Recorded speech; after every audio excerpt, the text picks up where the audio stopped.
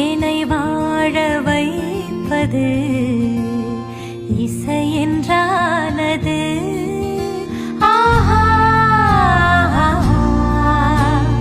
எண்ணத்தில் ராகத்தின் என் ஸ்வரங்கள், என்னுள்ள மோனத்தின் சங்கமங்கள் இழைந்தோடுது, இசை பாடுது. ஒரு இனிய மனது இசையை அணைத்துச் செல்லும், இன்பம்